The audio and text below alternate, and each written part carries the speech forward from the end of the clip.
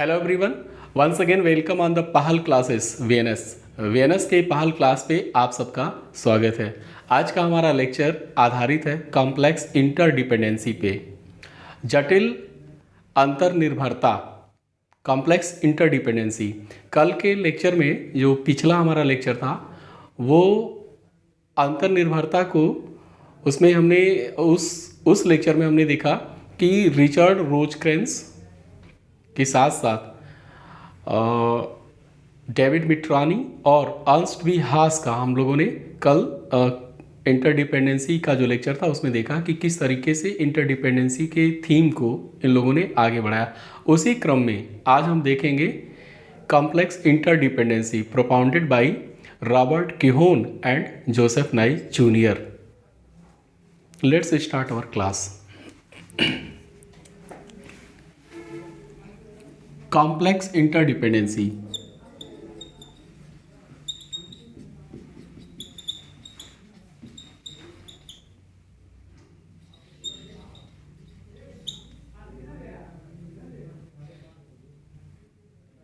Complex interdependency यानी जटिल अंतर्निर्भरता।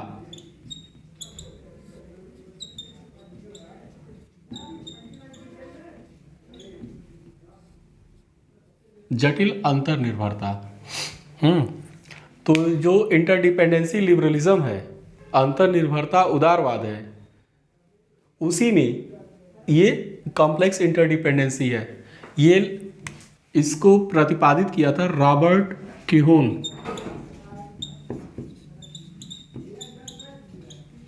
And Joseph नाई।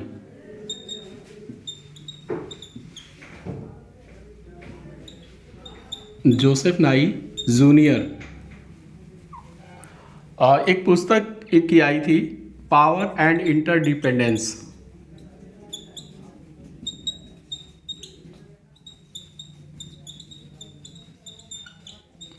Power and interdependence, world politics,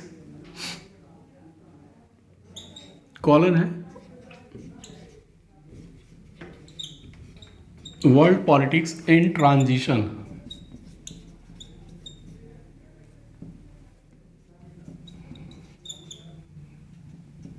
nineteen 1977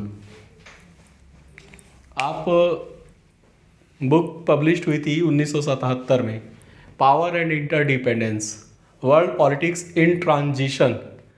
power यानी शक्ति, इंटरडिपेंडेंस अंतर्निर्भरता, mutual dependency, world politics in transition विश्व राजनीति संक्रमण के दौर में। अब आप देखिए जोसेफ ग्रीको को रिकॉल कीजिए आप लोग, तो आप लोगों को याद होगा कि जोसेफ ग्रीको की जो उनका आर्टिकल पब्लिश हुआ था इंटरनेशनल ऑर्गेनाइजेशन जर्नल में 1987 में हुआ था। तो जोसेफ ग्रीको ने क्या किया था, नियो लिबरल जो पास्चुलेट्स हैं, एजम्पशंस हैं, उन नियो लिबरल, खास तौर से नियो लिबरल इंस्टीट्यूशनलिस्ट जो थे उनकी मान्यताओं को चैलेंज किया था। तो वो क्यों हो रहा था, क्योंकि जटिल अंतर्निर्भरता का दौर शुरू हुआ था। तो एक बार फिर से जो है रियलिस्ट जो टेनेट्स है, रियलिस्ट जो विजडम है, उसको चैलेंज मिला था। इसी वजह से काउंटर अटैक हुआ था, उसको हम लोग देखें वहाँ पे। अब जोसेफ ग्रीको वाले लेक्चर में अब फोकस करते हैं रॉबर्ट किहोन और जोसेफ नाई के इस पुस्तक पे। आपको याद होगा जो पिछला लेक्चर था, इसी के जस्ट पिछला लेक्चर, उसमें अर्न्स्ट वी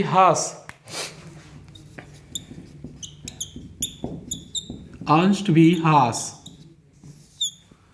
उन्होंने neo functional theory of integration दिया था, एकीकरण का 9 प्रकार्यवादी सिद्धांत, neo functional theory of integration. उसमें उन्होंने जो बोला कि सहयोग का, यानी एक क्षेत्र में बढ़ता हुआ सहयोग उन्नतिशील रूप से, प्रोग्रेसिव रूप से दूसरे क्षेत्र में सहयोग को बढ़ाता है। और उन्होंने कहा था कि राजनीतिक मामलों को तकनीकी मामलों से अलग नहीं किया जा सकता। तो आप देखिए कि जो 1960 का दशक है, वहाँ आते आते और 1960 पूरा 60 का दशक तक जो यूरोप में अर्नस्ट वी हास ने जो पुस्तक लिखी थी द यूनाइटिंग ऑफ यूरोप, यानी यूरोप का एकीकरण जो हो रहा था उस प्रक्रिया में बाधा आई थी। बाधा कहाँ से आई थी कि फ्रांस के राष्ट्रपति डी गॉल, उन्होंने कहा कि अंतर्निर्भरता की वजह से फ्रांस की राजनीतिक संप्रभुता डिक्लाइन कर रही है। तो एक तरह से आप देखेंगे तो सहयोग में क्या उत्पन्न होगा, बाधा उत्पन्न होगा। सहयोग यानी जो क्षेत्रीय एकीकरण है उसमें बाधा उत्पन्न हो रहा था। तो अर्नेस्ट हास का जो अगला उनका जो अध्ययन हुआ था उसमें उन्होंने सुझाव दिया था कि जो एकीकरण का सिद्धांत है उसको एक सामान्य अंतर्निर्भरता के सिद्धांत के परिप्रेक्ष्य में देखने की ज़रूरत है। तो उसी क्रम में एक आप कह सकते हैं कि एक महत्वाकांक्षी परिकल्पना को प्रस्तुत किया था केहोन और नाई ने। एक जनरल थियरी ऑफ इंटरडिपेंडेंस लेकर के आया, यानी अंतर्निर्भरता का एक सामान्य सिद्धांत इन लोगों ने सेट फोर्थ किया। तो वो सामान्य सिद्धांत क्या कहलाया, complex interdependence. Complex interdependence.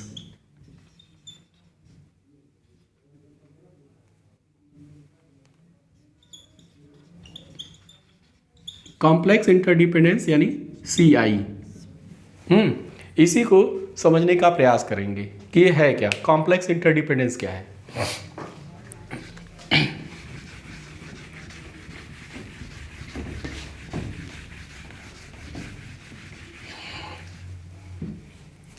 Complex interdependence यानी CI। एक चीज इस पे आप ध्यान देंगे, कॉम्प्लेक्स इंटरडिपेंडेंस की जब भी बात होगी तो दो वर्ड आप याद रखिएगा। एक वर्ड है एक्टर्स और दूसरा है एजेंडा। ये दो word agendas. Actors for realism, state is the only actor in international politics. Dominant and coherent actor for realist, but for complex interdependency in international relations there are multiple channels. There are other actors also involving in international relations like NGO, MNCs, IGOs, intergovernmental organizations like UN, IMF, World Bank, WTO, etc. are international regimes like NPT, CTBT. There are NGO, non-governmental organization, multinational corporation are non-state actors like terrorist organizations. There are many. आप याद कीजिए जो sociological liberalism हमने बताया था उसमें मैंने बताया था कि ट्रांसनेशनल एक्टिविटीज़ यानी पार राष्ट्रीय संबंध। तो पार राष्ट्रीय संबंध क्या है, व्यक्तियों के बीच में, समुदायों के बीच में और समाजों के बीच का संबंध ही पार राष्ट्रीय संबंध, यानी राष्ट्रों के पार संबंध जो विकसित हो रहे हैं वो पार राष्ट्रीय संबंध है। तो पार राष्ट्रीय संबंधों को बढ़ावा देने वाले कौन से एक्टर हैं, यही है ना। उसमें NGO आ जाएंगे, इंटर गवर्नमेंटल ऑर्गेनाइजेशंस आ जाएंगे और MNCs आ जाएंगे, नॉन स्टेट एक्टर्स आ जाएंगे, ये सब के सब हो जाएंगे, सिविल सोसाइटी हो जाएगी, मीडिया हो जाएगी। तो आप समझिए एक्टर्स के लेवल पे कॉम्प्लेक्स इंटरडिपेंडेंसी बताती है कि there are many actors involve in international relations और international politics. Second thing agenda. अब आप देखिए फॉर रियलिस्ट यथार्थवादियों के लिए एजेंडा क्या है, मिलिट्री सिक्योरिटी एंड सर्वाइवल है ना। एजेंडा सिक्योरिटी एंड सर्वाइवल, सुरक्षा और अस्तित्व रक्षा, ये है उनका एजेंडा, मुख्य एजेंडा है। तो लेकिन कॉम्प्लेक्स इंटरडिपेंडेंसी के लिए एजेंडा क्या है, कॉम्प्लेक्स इंटरडिपेंडेंसी के लिए एजेंडा है इकोनॉमिक्स का और सोशल वेलफेयर का। इकोनॉमिक्स और सोशल वेलफेयर ये एजेंडा है इनका। देयर आर मेनी एजेंडास अब आप देखिए कि एक्टर्स के लेवल पे देख लिया, एजेंडा के लेवल पे भी देखा देखते हैं। एजेंडा जैसे रियलिस्ट है, रियलिस्ट के लिए सिक्योरिटी है और क्या है, सर्वाइवल है, सर्वाइवल, सिक्योरिटी एंड सर्वाइवल। इस और कॉम्प्लेक्स इंटरडिपेंडेंस के लिए एजेंडा क्या होगा, इसमें economics and social welfare, social welfare से रिलेटेड जितने भी इश्यूज हैं वो सब के सब इसमें शामिल हो जाएंगे। और आर्थिक जो गतिविधियां हैं, इसको रॉबर्ट किहोन और जोसेफ नाई ने इसे बोला हार्ड पावर, और ये क्या हो गया, लो पावर। लो पावर, जब हार्ड पावर होगा तो कैसी पॉलिटिक्स होगी, हार्ड पॉलिटिक्स, और या हाई पॉलिटिक्स, हाई पॉलिटिक्स, उच्च राजनीति। उच्च राजनीति किसको लेकर के होगी, सिक्योरिटी और सुरक्षा और अस्तित्व रक्षा को लेकर के होगी। और जो ये लो पावर इसको कंसीडर किया गया, इसे बोला गया लो पॉलिटिक्स। लो पॉलिटिक्स यानी निम्न राजनीति। और ये क्या हो गया, उच्च राजनीति।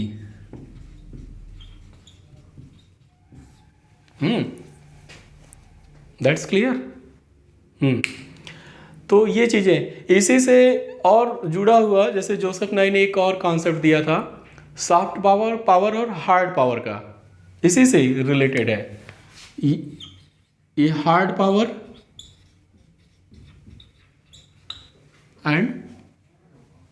And soft power.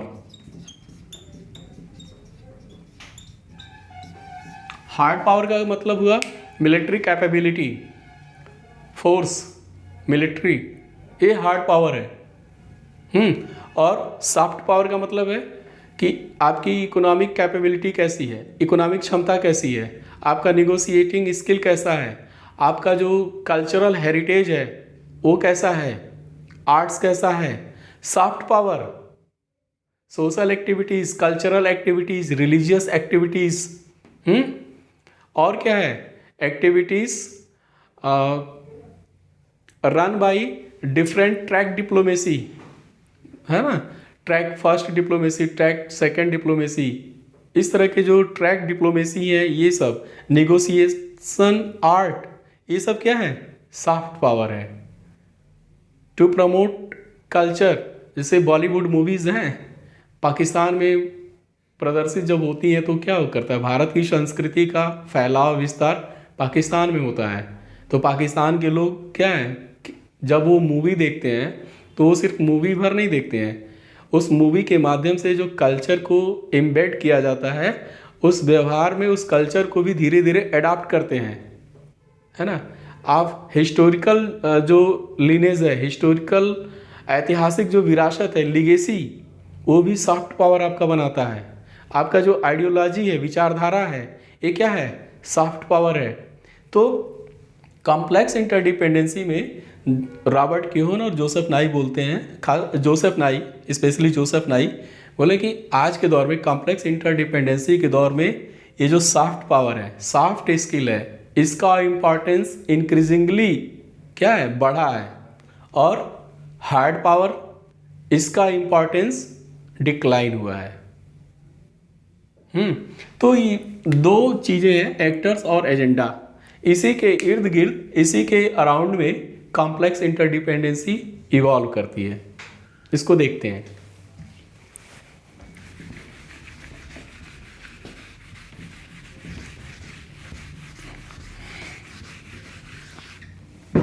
तो जो जनरल थियरी आई कॉम्प्लेक्स इंटरडिपेंडेंसी की जो जनरल थियरी थी, ये कॉम्प्लेक्स इंटरडिपेंडेंसी थी। इसमें रॉबर्ट किहोन और जोसेफ नाई ने बताया कि द्वितीय विश्व युद्ध के बाद या युद्ध के बाद की जो निर्भरता थी वो सरल और सामान्य किस्म की निर्भरता थी। लेकिन जटिल निर्भरता है वो एक गुणात्मक रूप से पहले की निर्भरता की अपेक्षा गुणात्मक रूप से वो क्या है, भिन्न है। पहले की निर्भरता किस तरह की थी? जो वो निर्भरता थी वो माना जाता था कि inter state relation, inter state relations, inter state यानी अंतर राज्य जो संबंध था किसके बीच में था? पॉलिटिशियंस के बीच में था। पॉलिटिशियंस, राजनेताओं के बीच में, राजनेताओं के बीच में था।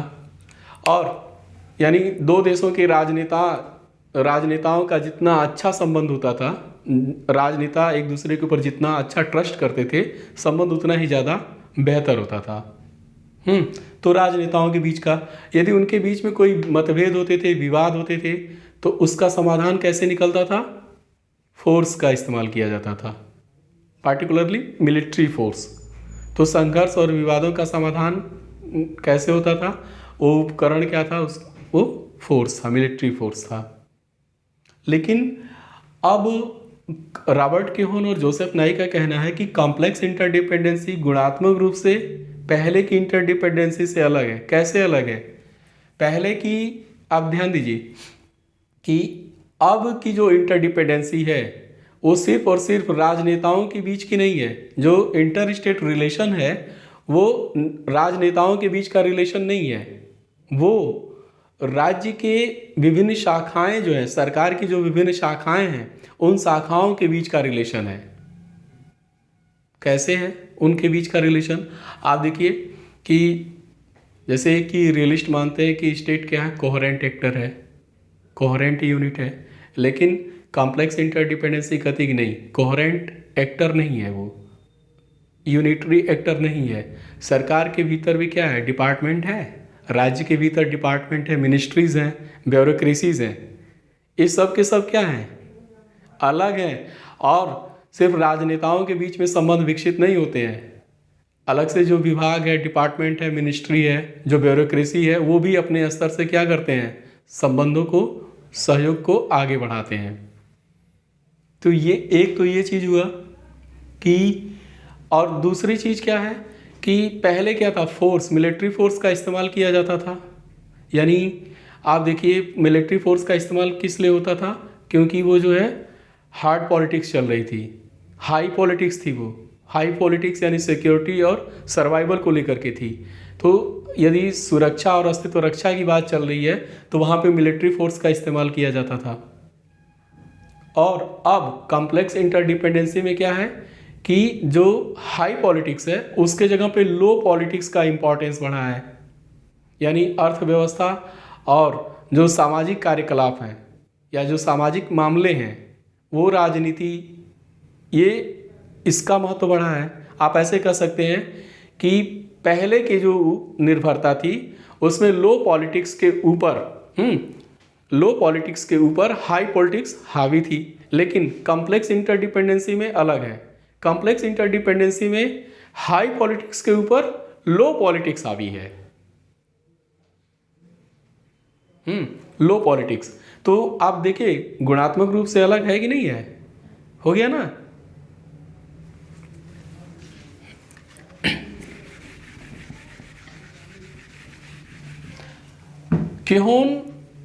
रॉबर्ट केहोन और जोसेफ नाई का मानना था कि ऐसा हो क्यों रहा था। यानी जो अब कॉम्प्लेक्स इंटरडिपेंडेंसी है वो पहले की इंटरडिपेंडेंसी से अलग क्यों है, गुणात्मक रूप से अलग जो हो रही है, तो हो क्यों रही है? तो उसके लिए 3 फैक्टर जिम्मेदार थे, 3 कारक, 3 फैक्टर्स जिम्मेदार थे। पहला ये था कि जो इंटर स्टेट रिलेशन था वो सिर्फ और सिर्फ राज्यों के बीच का रिलेशन नहीं रहा, वो ट्रांसनेशनल रिलेशन हो गया, जिसमें लोग, समुदाय और समाज एक दूसरे के करीब आए। देयर आर मल्टीपल चैनल्स, यानी कि इसमें एमएनसीज हैं, एनजीओ हैं, आईजीओ हैं, नॉन स्टेट एक्टर्स हैं, ये भी इन्वॉल्व हो गए। एक एक कारण ये हुआ। और दूसरा कारण ये था कि विभिन्न स्तर पे जो अंतर्राष्ट्रीय सहयोग है वो विभिन्न स्तर पे विभिन्न कर्ताओं के बीच का सहयोग हो गया। और कभी कभी यह सहयोग क्या था, ये राज्यों द्वारा निर्मित सहयोग, राजनेताओं के द्वारा निर्मित सहयोग के साथ साथ था, और कभी कभी उसके अगेंस्ट भी था। तीसरी चीज क्या हुई कि जो मिलिट्री फोर्स है, मिलिट्री फोर्स, उस फोर्स की का महत्व अब डिक्लाइन हुआ। यानी कि आप देखेंगे कि अंतर्राष्ट्रीय जो राजनीति है वो घरेलू राजनीति की तरह हो गई, कि जहाँ पे विभिन्न मुद्दे विभिन्न तरह के कोलिशंस का फॉर्मेशन कर रहे हैं। There are many agendas that generates many collisions. अब आप समझिए कि एक चीज़ और है इसमें कि विविध मुद्दे विविध कोलिशन को, गठबंधन को जनरेट कर रहे हैं, तो उसमें जो लेवल ऑफ कॉन्फ्लिक्ट है या डिग्री ऑफ कॉन्फ्लिक्ट है वो भी क्या है, अलग अलग है। जैसे आप देखिए पैंडेमिक 19 है,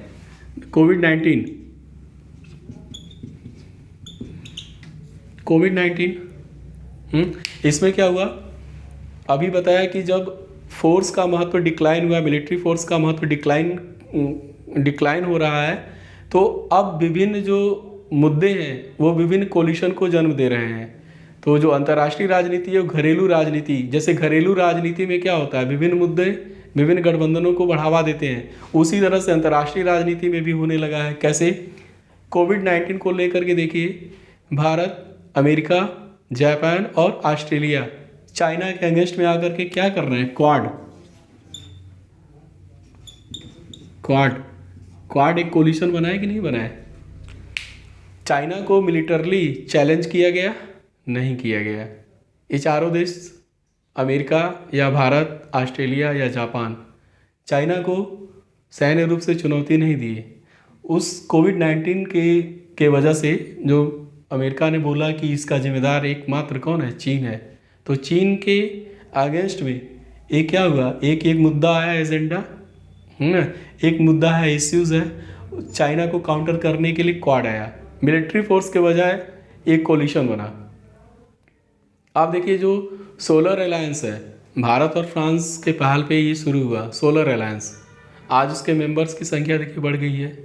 पर इसी तरह पर्यावरण का जो एनवायरमेंटल इश्यूज़ हैं उसको लेकर के, कार्बन इमिशन को लेकर के विभिन्न जो है अलायंसेज हैं कि नहीं है। कोप, आप देखते हैं कोप सीरीज का, कोप 21, 22, 23, क्योटो प्रोटोकॉल, इस तरह की चीज़ें आ रही हैं कि नहीं आ रही हैं। तो ये क्यों आ रही हैं, पहले क्या होता था, पहले कोई यदि मतभेद संघर्ष होता था तो मिलिट्री फोर्स का इस्तेमाल किया जाता था, बट कॉम्प्लेक्स इंटरडिपेंडेंसी में मिलिट्री फोर्स का इस्तेमाल करना क्या हो गया है, कठिन हो गया है। युद्ध में जाने का निर्णय लेना कठिन कार्य हो गया है। तो अब क्या है, अब आप देखेंगे कि जो विभिन्न संगठन आ रहे हैं, विभिन्न जो कोलिशन बन रहे हैं, उसमें भी संघर्ष है, उसमें भी कॉन्फ्लिक्ट है, वहाँ भी कॉन्फ्लिक्ट की जो डिग्री है, जो उसका जो लेवल है, वो भी अलग अलग है। तो मिलिट्री फोर्स एकमात्र उपयोगी साधन नहीं रहा है। जो कहते हैं ना कि जो राज्य के लिए जो पॉलिसी इंस्ट्रूमेंट है, पहले राज्य पॉलिसी के तौर पे मिलिट्री फोर्स का इस्तेमाल करते हैं, लेकिन अब नहीं करते, अब उससे बचने का प्रयास करते हैं। तो क्या करते हैं, कोलिशन को जन्म दे रहे हैं। एक चीज़ और है कि पहले हार्ड पॉलिटिक्स होती थी, पावर पॉलिटिक्स होता था, अब उसके जगह पे सॉफ्ट पावर, ये सॉफ्ट पावर स्किल, जैसे निगोसिएशन, जब आप कोलिशन में जाएंगे तो आपको क्या करना होगा, निगोशिएट करना होगा, आपको वार्ता करनी होगी, तो आपके पास सॉफ्ट स्किल होनी चाहिए। तो शक्ति संसाधन के बजाय जो रिसोर्स संसाधन की बात हुई, मिलिट्री कैपेबिलिटी के बजाय जो है, जो अदर्स जो रिसोर्सेज हैं, पावर रिसोर्सेज हैं अदर्स, उनकी बात होने लगी। ये प्राइम फोकस में आ गए। तो आप देखिए कि कॉम्प्लेक्स इंटरडिपेंडेंसी किस तरीके से चीज़ों को आगे बढ़ा रही है, हमें एक नई अंतर्दृष्टि प्रदान कर रही है कि अंतर्राष्ट्रीय संबंधों की जो विविध घटनाएं हैं उसको समझने में। उन घटनाओं की व्याख्या करने में, उन घटनाओं का विश्लेषण करने में और उन घटनाओं पर अपनी एक समझ को विकसित करने में कॉम्प्लेक्स इंटरडिपेंडेंसी एक वैल्यूएबल इनपुट प्रदान कर रही है। इसके परिणाम भी उभर करके सामने आए हैं। 2-3 एरियाज हैं जहाँ पे आप देखेंगे कि इसके परिणाम भी निकले। एक एक एरिया वो है, उसका परिणाम है, संभावित परिणाम कॉम्प्लेक्स इंटरडिपेंडेंसी जब प्रिवेल करेगा, जब ऐसा होगा तो आप देखेंगे 3 तरह के रिजल्ट आपको देखने को मिलेंगे। एक तरह का रिजल्ट ये होगा कि जो राज्यकर्ता हैं, स्टेट करता, एक राज्य जो है एक ही समय पे जो अदर्स मल्टीपल चैनल्स हैं, अदर्स जो एक्टर्स हैं उनके साथ निगोशिएट करते हैं, एक साथ उनके साथ एजेंडा सेटिंग करते हैं। और ये जो एमएनसीज हैं, एनजीओ हैं, राज्य के नियंत्रण से मुक्त होकर के, फ्री होकर के अपना अलग से भी एजेंडा चलाते हैं। वो अपना अलग से भी जो है अरेंजमेंट कर लेते हैं जो राज्य के नियंत्रण में नहीं होते हैं। अच्छा, और दूसरा चीज क्या है कि एक स्पेसिफिक एरिया में जो सहयोग है उसमें तो पॉसिबल है एक स्पेसिफिक एरिया में, लेकिन आसानी से वो दूसरे एरिया में वो सहयोग कन्वर्ट नहीं हो पाता है। एक एग्जाम्पल दिया जाता है डेनमार्क और नॉर्वे का। डेनमार्क और नॉर्वे का एग्जाम्पल क्या है कि जो इंटरनेशनल शिपिंग है, यानी अंतर्राष्ट्रीय पोत परिवहन, इसमें डेनमार्क और नॉर्वे, चूँकि इनके पास पोतों की संख्या बहुत ज़्यादा है और जो फ्लीट है, मिलिट्री फ्लीट जो वो भी संख्या ज़्यादा है, तो ये क्या कर सकते हैं कि एक जो इश्यू एरिया है जो अंतर्राष्ट्रीय पोत परिवहन, इसमें डेनमार्क और नॉर्वे प्रभावी नियंत्रण स्थापित कर सकते हैं, लेकिन यह आसानी से दूसरे जो इश्यूज़ हैं, जो सहयोग के दूसरे क्षेत्र में, उसमें कन्वर्ट नहीं हो सकता। यह भी है, ये दूसरा रिजल्ट। तीसरा क्या होगा कि जो इंटरनेशनल ऑर्गेनाइजेशंस हैं, अंतर्राष्ट्रीय संगठन, उनका इम्पॉर्टेंस बढ़ा है। उनका इम्पॉर्टेंस क्यों बढ़ रहा है?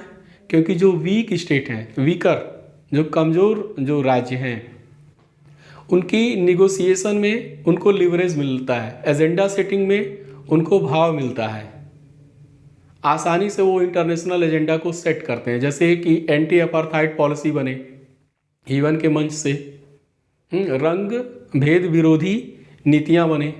एजेंडा सेटिंग करने के मामले में जो वीकर स्टेट हैं, अंतर्राष्ट्रीय संगठनों के माध्यम से अपने इंटरेस्ट को आगे बढ़ाते हैं। तो आप देखिए यहाँ पे जो स्ट्रांग स्टेट हैं, एजेंडा सेटिंग के मामले में कहीं ना कहीं वो पिछड़ते हुए दिखते हैं।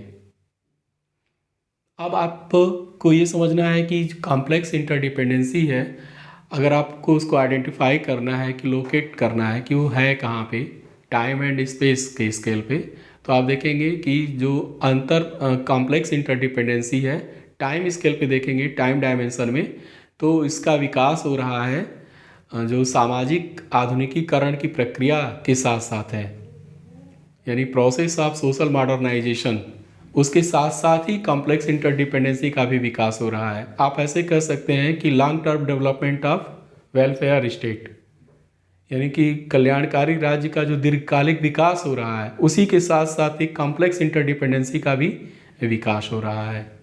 और दूसरा स्पेस के लेवल पे या स्पेस के डायमेंशन पे देखेंगे, स्पेस के स्केल पे देखेंगे, तो कॉम्प्लेक्स इंटरडिपेंडेंसी को कहाँ लोकेट करेंगे? तो ये जो वेस्टर्न कंट्रीज़ हैं, जो डेवलप्ड कंट्रीज़ हैं, वहाँ पे है। नॉर्थ अमेरिका, खास तौर से अमेरिका है, जापान है, ऑस्ट्रेलिया है, न्यूजीलैंड है, जो एडवांस्ड और इंडस्ट्रियलाइज्ड कंट्रीज़ हैं, वहाँ पे उनके बीच में कॉम्प्लेक्स इंटरडिपेंडेंसी देखा जाता है।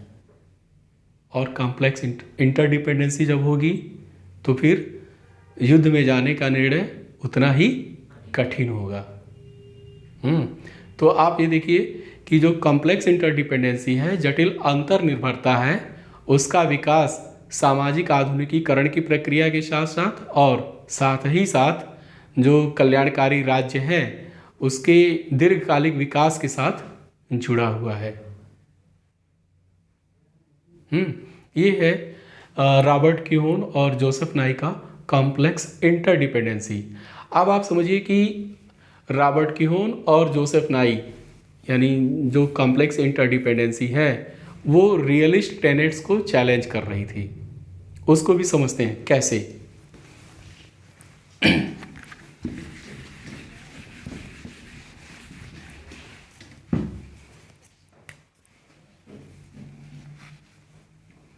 रियलिज्म का जो रियलिज्म का आइडियल टाइप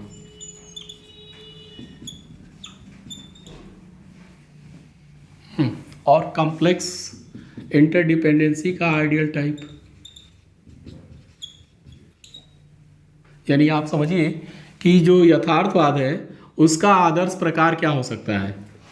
तो आदर्शवाद यथार्थवाद की आप मान्यताओं को देख लीजिए और उसके साथ आपको कंपेयर करना है कॉम्प्लेक्स इंटरडिपेंडेंसी को। क्या है? State is dominant and coherent actor, coherent unit और एक्टर। राज्य क्या है? डोमिनेंट, यानी अंतर्राष्ट्रीय राजनीति या अंतर्राष्ट्रीय संबंधों में प्रभावशाली है। और क्या है? कोहेरेंट यूनिट है। कोहेरेंट का मतलब होता है सुसंगत, या यूनिटरी आप कह सकते हैं इसको, यूनिटरी एक्टर है। लेकिन कॉम्प्लेक्स इंटरडिपेंडेंसी में क्या है? States are not only channel, there are also multiple channel exist, multiple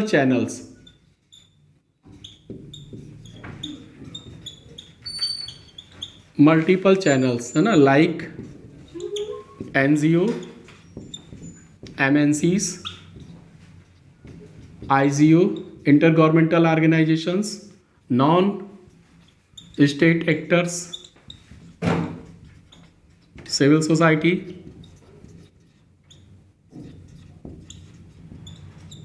media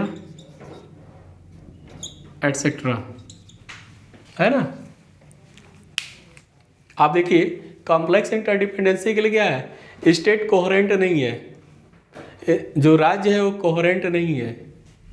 coherent का मतलब अभी हमने बताया कि राज्य को यदि आप उसको एनालिसिस करेंगे, उसका विश्लेषण करेंगे, तो आप क्या देखेंगे? वहाँ पे बहुत से विभाग हैं, विधायिका, कार्यपालिका, न्यायपालिका है, सरकार की शाखाएं हैं और ब्यूरोक्रेसीज हैं।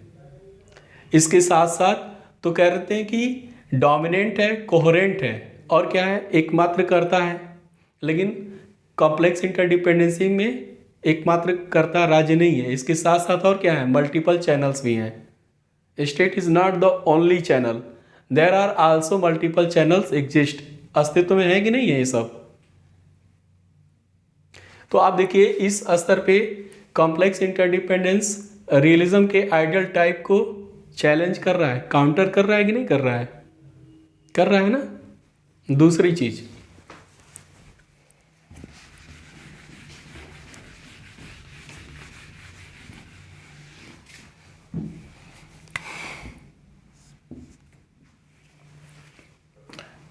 Military security,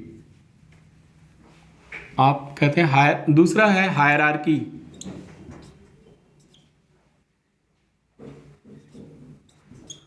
hierarchy in interest,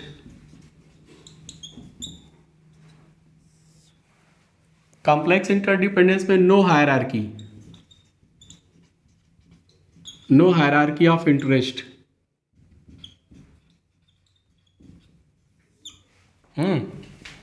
hierarchy in interest का मतलब है कि जो मिलिट्री सिक्योरिटी है वो सबसे ऊपर है प्रायोरिटी में, उसके बाद ही सब इश्यूज हैं। जो इंटरेस्ट है सबसे पहले सबसे ऊपर क्या है? मिलिट्री सिक्योरिटी का है। ये इश्यूज हायरार्की में क्या है? हायरार्की है ना, पद सोपान, यानी सबसे ऊपर क्या है? प्राइम फोकस किस पे है? मिलिट्री सिक्योरिटी पे।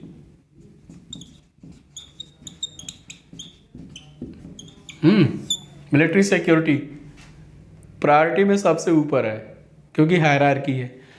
कॉम्प्लेक्स इंटरडिपेंडेंस कहता है कि नो हायरार्की ऑफ इंटरेस्ट है, कैसे है नो हायरार्की ऑफ इंटरेस्ट? अभी बताया ना कि international politics now becomes politics like domestic politics. घरेलू राजनीति की तरह अंतर्राष्ट्रीय राजनीति हो गया है, जहाँ पे different issues generate different collisions, जहाँ पे विविध मुद्दे विविध किस्म के संगठनों को जन्म दे रहे हैं। वहाँ पे जो जो मिलिट्री है, फोर्स है, वो अब जो है राज्यों के लिए यूजफुल इंस्ट्रूमेंट पॉलिसी नहीं है। तो ऐसे में क्या होगा, वहाँ पे हायरार्की ऑफ इंटरेस्ट नहीं है, वहाँ पे डिफरेंट इश्यूज हैं, उन इश्यूज में उन इंटरेस्ट में क्या है, हायरार्की नहीं है, सब मिक्स्ड हैं। ये बात है। तीसरा चीज है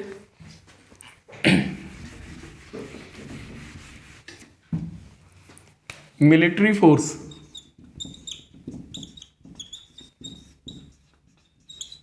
मिलिट्री फोर्स प्रायोरिटी मिलता है, कोई भी कॉन्फ्लिक्ट होगा, कोई भी संघर्ष होगा, कोई भी मतभेद होगा, विवाद होगा, क्या इस्तेमाल किया जाएगा, मिलिट्री फोर्स। इसमें क्या है कि military force is less useful, military force is less useful economic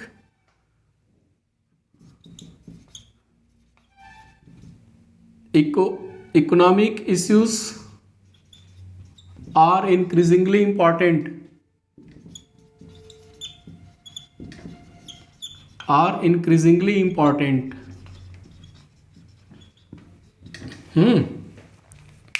military force is less useful, economic issues are increasingly important। अब आप समझिए कि कॉम्प्लेक्स इंटरडिपेंडेंसी है, कॉम्प्लेक्स इंटरडिपेंडेंसी है इंडिया और चाइना के बीच में।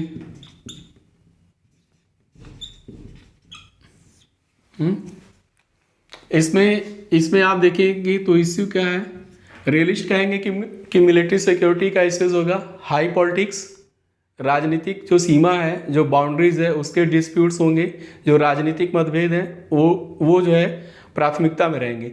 लेकिन कॉम्प्लेक्स इंटरडिपेंडेंसी का मानना है कि इंडिया और चाइना के बीच में ये क्या है, इन इकोनॉमिक इश्यूज यानी economic activities, trade and commerce activities are more important rather than military issues. हाँ, यानी कि जो लो पॉलिटिक्स है वो हाई पॉलिटिक्स के ऊपर हावी है। कैसे? अब आप देखिए इंडिया और चाइना जिसके बीच में कॉम्प्लेक्स इंटरडिपेंडेंसी है, उसमें क्या होगा, जो ट्रेड इम्बैलेंस है,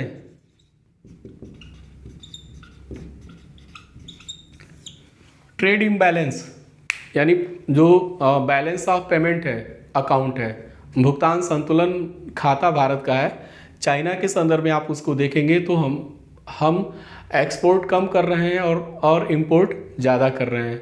अगर उसका मौद्रिक माप किया जाए तो आप समझिए यदि हम 100 रुपये का एक्सपोर्ट कर रहे हैं तो हम इंपोर्ट कितने कर रहे हैं, 140 रुपये का।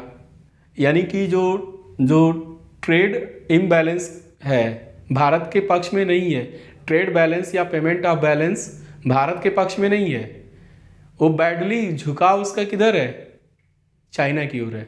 तो भारत जब भी निगोशिएशन पे आता है, वार्ता करता है चाइना के साथ, तो उस वार्ता में सबसे ऊपर कौन सा मुद्दा होगा कि भारत ये कहेगा कि जो हमारा ट्रेड इम्बैलेंस आपके साथ है आप उसको ठीक करिए।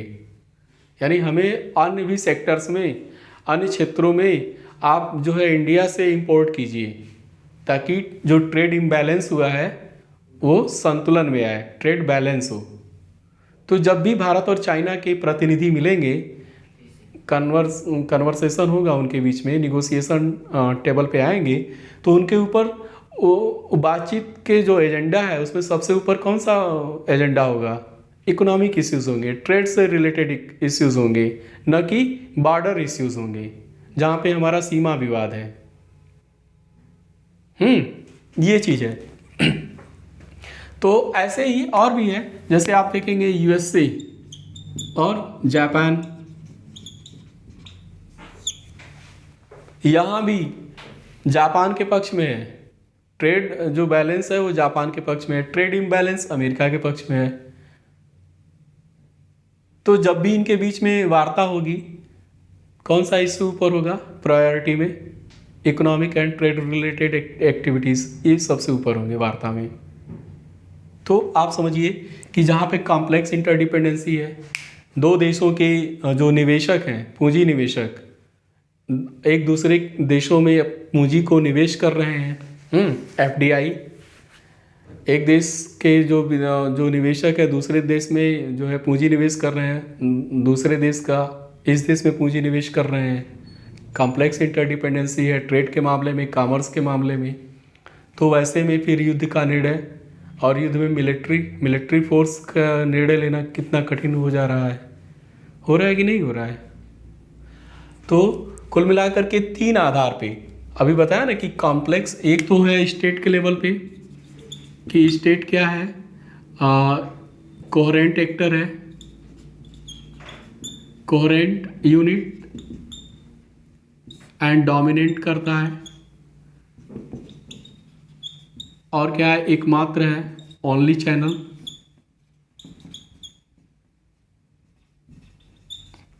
एक दूसरा हायरार्की ऑफ इंटरेस्ट,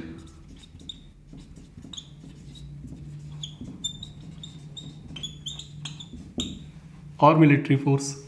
ये तीनों जो आइडियल टाइप है रियलिज्म का, इन तीनों आइडियल टाइप को कॉम्प्लेक्स इंटरडिपेंडेंसी काउंटर कर रही है कि नहीं कर रही है?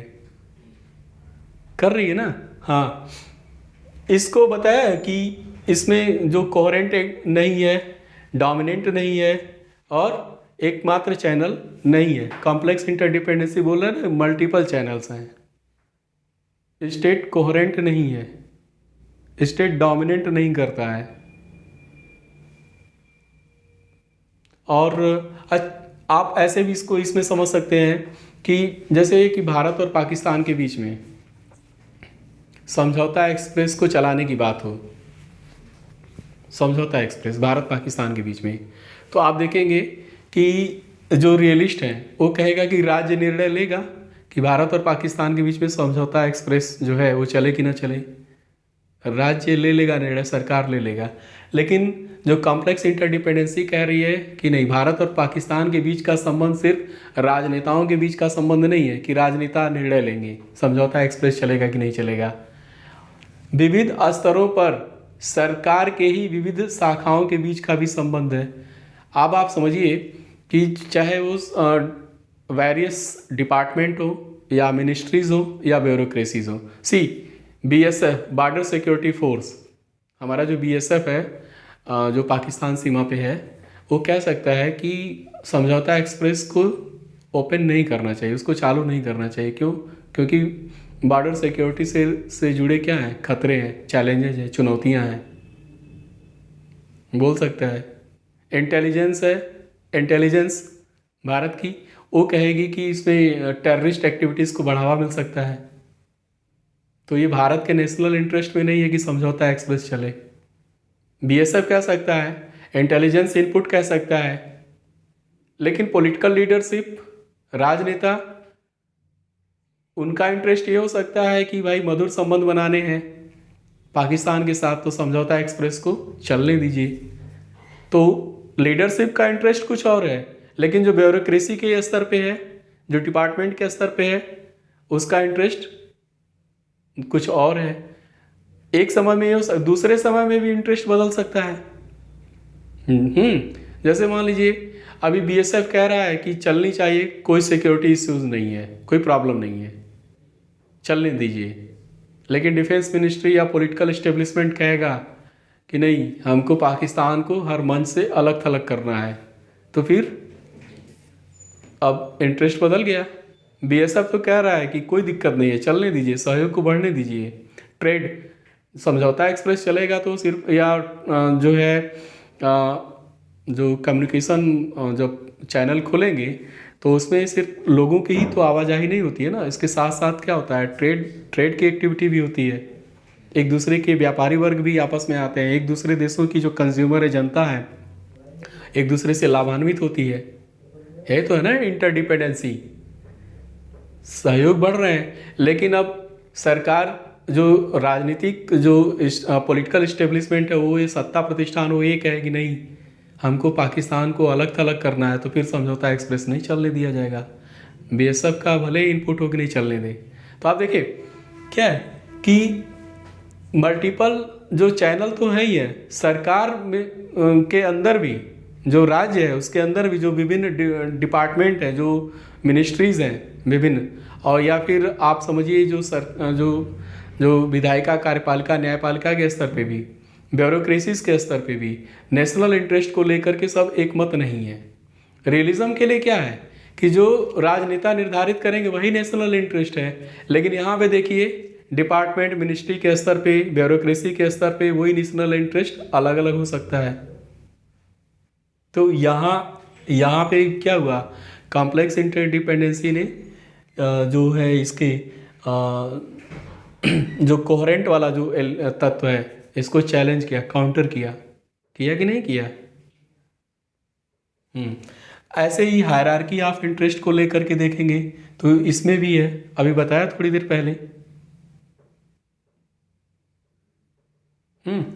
और मिलिट्री फोर्स के बारे में भी बताया कि वहाँ भी चैलेंज होता है। इसमें कॉम्प्लेक्स इंटरडिपेंडेंसी में दो चीज़ें और इम्पॉर्टेंट है, उसको भी समझते हैं।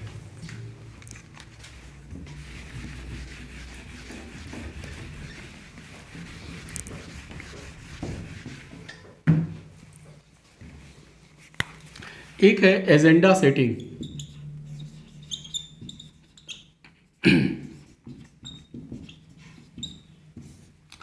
Agenda setting,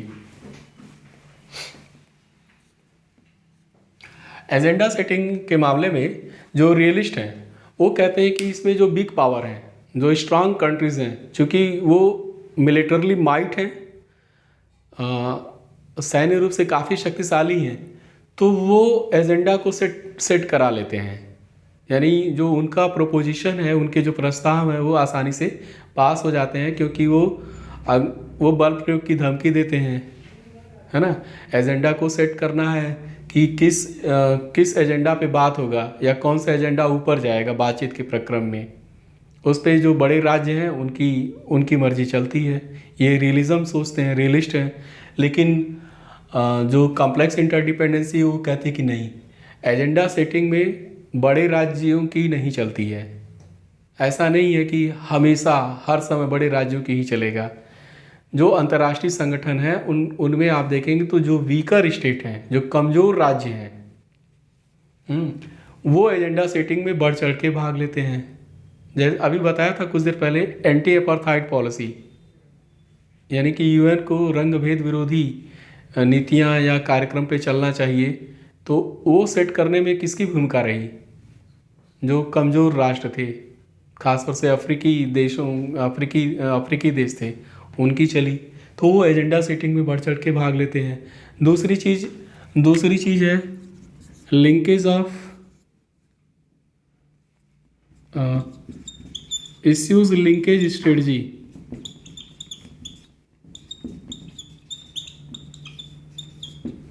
issues linkage strategy यानी दो मुद्दों को, दो इश्यूज को लिंक करने की रणनीति। इसमें भी आप देखेंगे तो वीकर जो स्टेट हैं वो ज़्यादा मुफीद हैं, वो ज़्यादा कारगर हैं। क्यों? क्योंकि बड़ा देश है तो उसका नेशनल इंटरेस्ट को लेकर के कंपीटिंग व्यू आते हैं।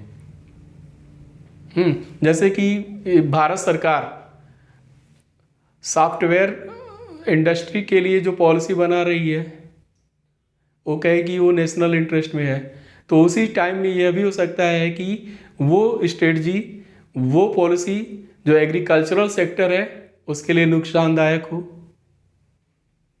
क्योंकि बड़ा स्टेट है तो ज़्यादा चांस क्या है कि उसमें जो नेशनल इंटरेस्ट है उसको लेकर के यूनैनिमिटी ना हो, मत एकता ना हो, है ना। मत विभिन्नता की स्थिति हमेशा रहती है क्योंकि वो बड़ा है। आप व्यवहारिक रूप से देखेंगे जैसे कि कांग्रेस ने 70-75 सालों तक शासन किया इस देश में, तो आपको उसमें कमियां ज़्यादा दिख जाएंगी। 70-75 साल की अवधि है तो उसमें कमियां उसकी ज़्यादा दिख जाएंगी। लेकिन अगर किसी की 2 साल 5 साल की अवधि का ही शासन है तो उसमें आपको कमियां कम दिखेंगी।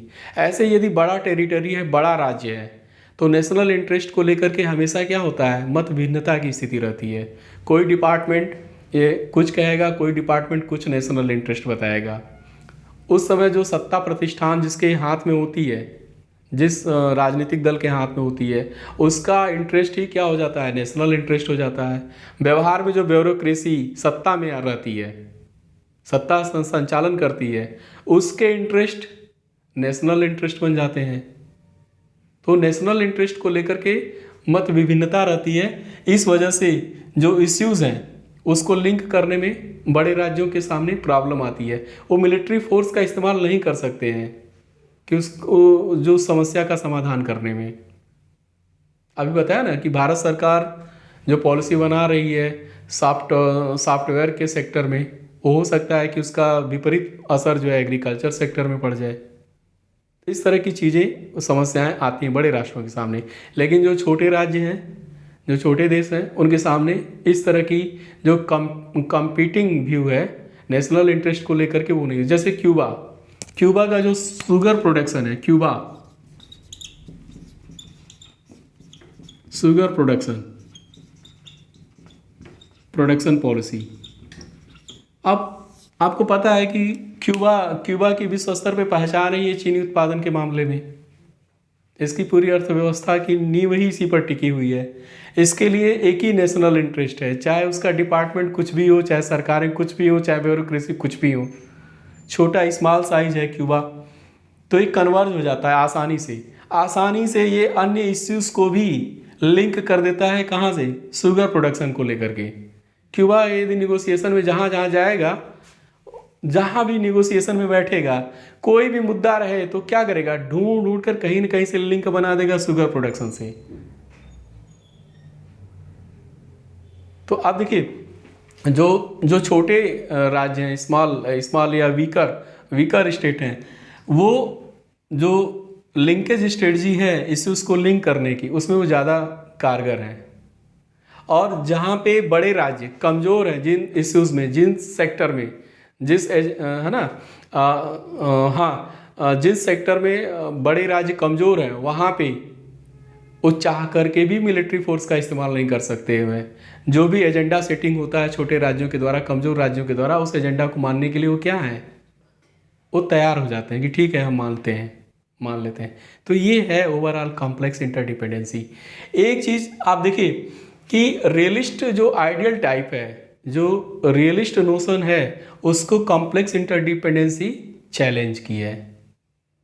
अब जब चैलेंज होगा रियलिज्म के विजडम को ही, तो फिर उसका काउंटर भी तो होगा। 77 में power and interdependence, world politics in transition, Robert Keohane और जोसेफ नाई ले आए पुस्तक 77 में। अब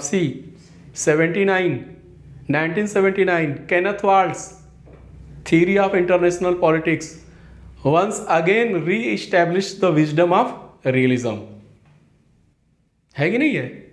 उसमें यूनिट लेवल एनालिसिस से उठा करके कहाँ पर पहुँचा दिए, स्ट्रक्चर लेवल एनालिसिस पे पहुँच गए।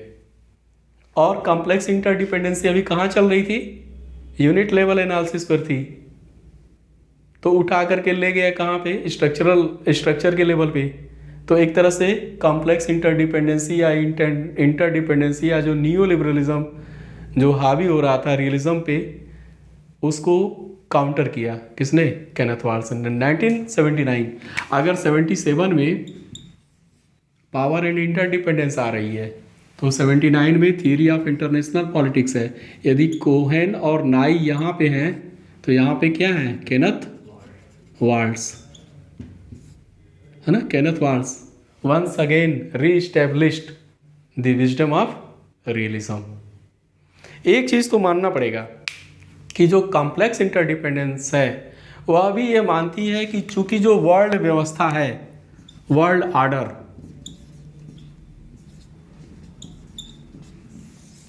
आर्डर, ये अभी भी जो सॉवरेन स्टेट हैं, राज्य कैसे हैं, नेशन स्टेट कैसे हैं, संप्रभु हैं।